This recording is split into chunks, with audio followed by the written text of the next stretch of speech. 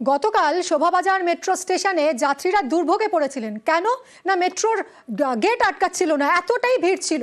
আর আজ আবারও সেই একই অবস্থা, অফিস টাইমে আজও মেট্রো দুর্ভোগ। দমদম টালিগঞ্জে দেরিতে মেট্রো চলাচলের অভিযোগ, আর ভিড়ের কারণে দরজা বন্ধ না হওয়ায় সমস্যা। অফিস টাইমে মেট্রো দুর্ভোগে বিরক্ত নিত্যযাত্রীরা। কথা বলবো, আমার সঙ্গে রয়েছে সুদীপ্ত, আমার সহকর্মী। সুদীপ্ত, এই যে রোজ রোজ যাত্রীরা সমস্যায় পড়ছেন, এর কি কারণ?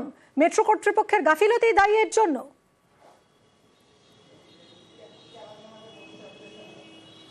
দেখো, যেমনটা যাত্রীদের সঙ্গে কথা বলে জানা যাচ্ছে যে আজকেও কিন্তু এই মেট্রোর যে দুর্ভোগ সাধারণ মানুষের, তা কিন্তু হচ্ছে। দমদমে ভিড়ের কারণে, দরজা না বন্ধ হওয়ার কারণে বেশ কিছুটা লেট হচ্ছে মেট্রো ছাড়তে। বিভিন্ন স্টেশনে দাঁড়িয়েও পড়ছে মেট্রো, টালিগঞ্জেও দাঁড়িয়ে পড়েছে।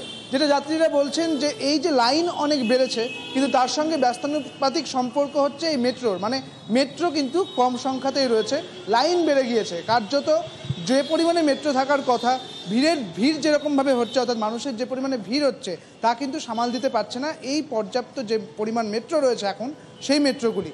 কাজেই যেটা দেখা যাচ্ছে যে এত পরিমাণে ভিড় হচ্ছে, বিভিন্ন জায়গায় মেট্রো দাঁড়িয়ে পড়ছে, এবং যারা নিত্যযাত্রী রয়েছেন, যারা অফিস যাত্রী রয়েছেন, তাদের কিন্তু লেট হচ্ছে।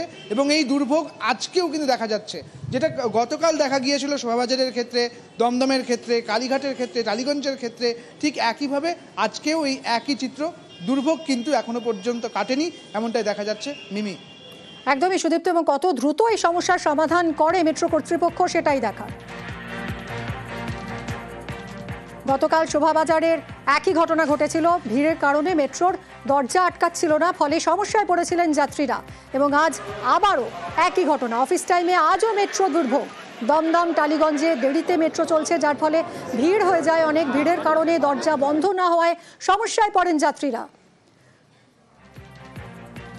অফিস টাইমে মেট্রো দুর্ভোগে বিরক্ত নিত্যযাত্রীরা।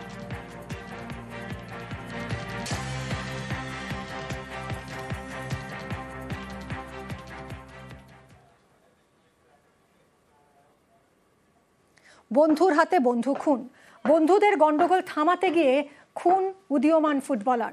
হাওড়ার লিলুয়ার পটুয়াপাড়ার ঘটনায় উত্তেজনা ছড়িয়েছে। গণেশ পুজোর খাওয়া দাওয়া নিয়ে দুই যুবকের গন্ডগোল, আর সেই গন্ডগোল থামাতে গিয়েই আক্রান্ত সৌভিক দত্ত। কথা কাটাকাটি, এবং সেখান থেকেই সৌভিকের গলায় ছুরির কোপ। দেবাশিস আমাদের প্রতিনিধির সঙ্গে কথা বলবো। দেবাশিস, অত্যন্ত মর্মান্তিক এই ঘটনা, কি এমন হলো যে একটা প্রাণ চলে গেল?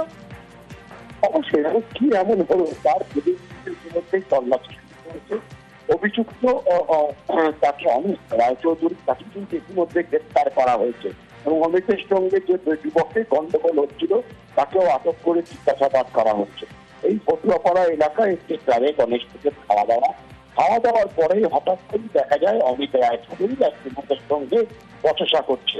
আর সেই গন্ডগোল যেটাতে আসে তারই আরেক বন্ধু সৌভিক সোনু, যে যখন আসে তখন কথা কাটাকাটি, এবং কার্যত অতি 4 চাকার গাড়ির উপর তাকে ধাক্কা মেরে ফেলে দেওয়া হয়। সেই গাড়ির কাঁচ পর্যন্ত ভেঙে যায়।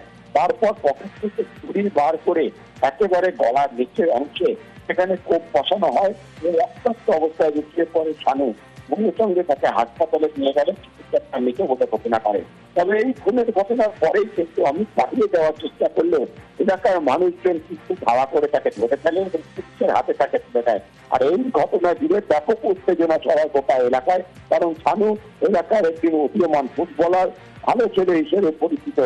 আর মৃত্যুতে শোকের ছায়া যেরকম নামে উত্তেজনা ছড়ায়। অমিতের বাড়ির লোকেজনেরা তারা কিন্তু গা ঢাকা দেয়, বাড়ি ছেড়ে সেখান থেকে চলে যায়।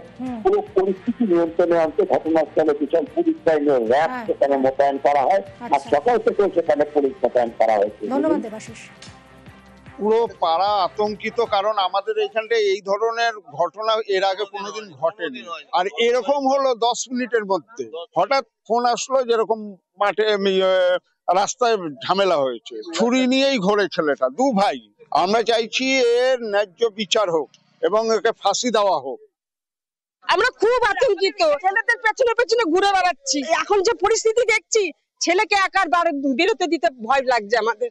আজকে ওরা এখানে মদ খেতে বসে খেয়ে দিয়ে বেরিয়ে সবাই ওদের নিজেদের মধ্যে কথা বলাবলি চলছিল। 3 জনের মধ্যে কথা বলছে, দাদা আটকাচ্ছিল। আমরা বারণ করলাম, বাড়ি চলে যেতে বললাম। এবার জানি না কপ করে ছুরি বের করে গলায় মেরে দিয়েছে। চালকের তৎপরতায় রক্ষা দুই হাতির। রাতে আচমকা রেল লাইনের উপরে হস্তি শাবকটা চলে আসে। শাবককে বাঁচাতে রেল লাইনে উঠে পড়ে মা হাতিও। হাতিকে বাঁচাতে ট্রেন থামিয়ে দেন কবিগুরু এক্সপ্রেসের দুই চালক। জলপাইগুড়ির নাগরাকাটা আর চালসার মাঝের ঘটনা। 23 মিনিট পরে চাপড়ামারির জঙ্গলে ফেরে দুই হাতি। দুই চালকের তৎপরতায় প্রশংসা পশুপ্রেমীদের।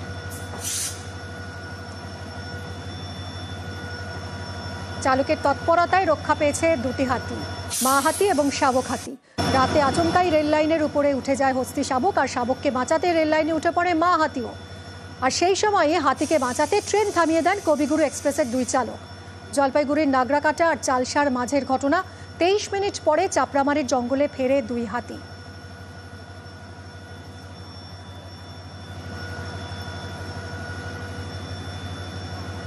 গতকাল শোভাবাজার মেট্রো স্টেশনে যাত্রীরা দুর্ভোগে পড়েছিলেন। কেন না মেট্রোর গেট আটকাচ্ছিল না, এতটাই ভিড় ছিল। আর আজ আবারও সেই একই অবস্থা, অফিস টাইমে আজও মেট্রো দুর্ভোগ। দমদম টালিগঞ্জে দেরিতে মেট্রো চলাচলের অভিযোগ, আর ভিড়ের কারণে দরজা বন্ধ না হওয়ায় সমস্যা।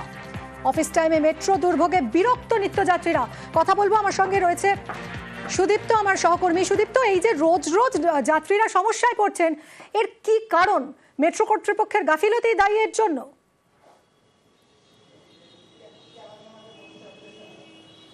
দেখো, যেমনটা যাত্রীদের সঙ্গে কথা বলে জানা যাচ্ছে যে আজকেও কিন্তু এই মেট্রোর যে দুর্ভোগ সাধারণ মানুষের, তা কিন্তু হচ্ছে। দমদমে ভিড়ের কারণে, দরজা না বন্ধ হওয়ার কারণে বেশ কিছুটা লেট হচ্ছে মেট্রো ছাড়তে। বিভিন্ন স্টেশনে দাঁড়িয়েও পড়ছে মেট্রো, টালিগঞ্জেও দাঁড়িয়ে পড়েছে।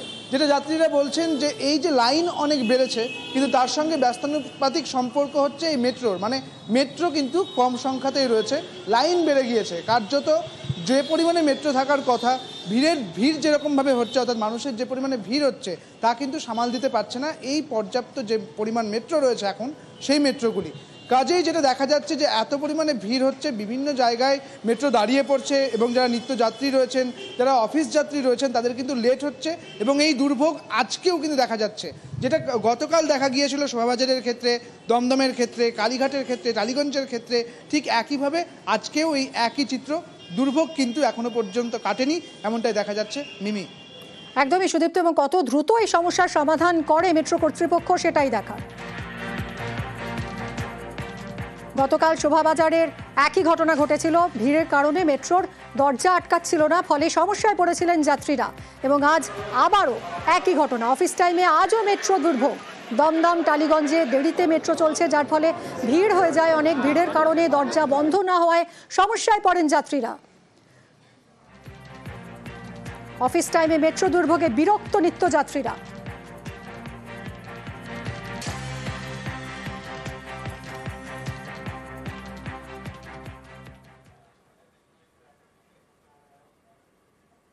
বন্ধুর হাতে বন্ধু খুন। বন্ধুদের গন্ডগোল থামাতে গিয়ে খুন উদীয়মান ফুটবলার। হাওড়ার লিলুয়ার পটুয়াপাড়ার ঘটনায় উত্তেজনা ছড়িয়েছে।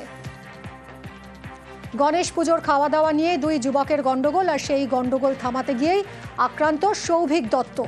কথা কাটাকাটি, এবং সেখান থেকেই সৌভিকের গলায় ছুরির কোপ। দেবাশিস আমাদের প্রতিনিধির সঙ্গে কথা বলবো। দেবাশিস, অত্যন্ত মর্মান্তিক এই ঘটনা, কি এমন হলো যে একটা প্রাণ চলে গেল? অবশ্যই কি এমন হলো তার মধ্যেই তল্লাশি হয়েছে। অভিযুক্ত তাকে অমিত রায়চৌধুরী, তাকে কিন্তু ইতিমধ্যে গ্রেপ্তার করা হয়েছে, এবং অমিতের সঙ্গে যে যুবককে গন্ডগোল হচ্ছিল তাকেও আটক করে জিজ্ঞাসাবাদ করা হচ্ছে। এই পটুয়াপাড়া এলাকায় একটি ক্লাবে গণেশ পুজোর খাওয়া দাওয়ার পরেই হঠাৎ করে দেখা যায় অমিত রায়চৌধুরী এক যুবকের সঙ্গে বচসা করছে। আর সেই গন্ডগোল যেটাতে আসে তারই আরেক বন্ধু সৌভিক করতে শোনুন, যে যখন আসে তখন কথা কাটাকাটি, এবং কার্যত একটি 4 চাকার গাড়ির উপর তাকে ধাক্কা মেরে ফেলে দেওয়া হয়। সেই গাড়ির কাঁচ পর্যন্ত ভেঙে যায়। তারপর পকেট থেকে ছুরি বার করে একেবারে গলার নিচের অংশে সেখানে কোপ বসানো হয়, এবং রক্তাক্ত অবস্থায় লুকিয়ে পড়ে শানু।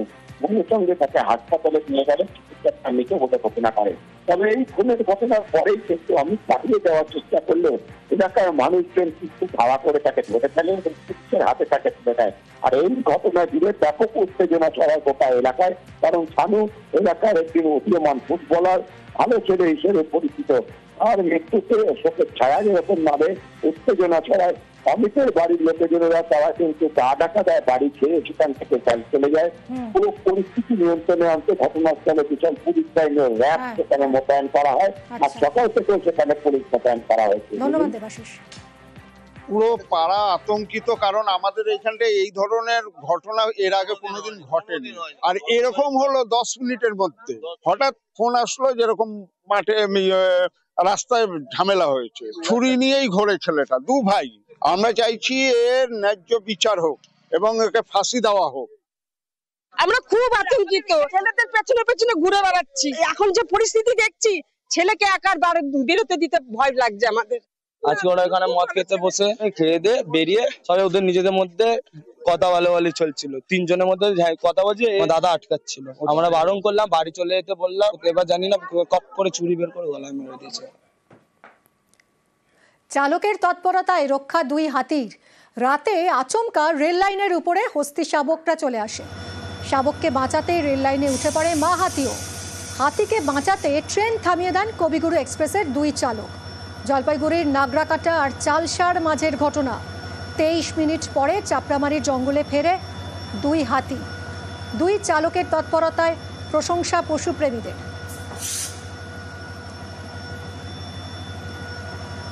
চালকের তৎপরতায় রক্ষা পেয়েছে 2টি হাতি, মা হাতি এবং শাবক হাতি। রাতে আচমকাই রেল লাইনের উপরে উঠে যায় হস্তি শাবক, আর শাবককে বাঁচাতে রেল লাইনে উঠে পড়ে মা হাতিও। আর সেই সময়ে হাতিকে বাঁচাতে ট্রেন থামিয়ে দেন কবিগুরু এক্সপ্রেসের 2 চালক। জলপাইগুড়ির নাগরাকাটা আর চালসার মাঝের ঘটনা। 23 মিনিট পরে চাপড়ামারির জঙ্গলে ফেরে 2 হাতি।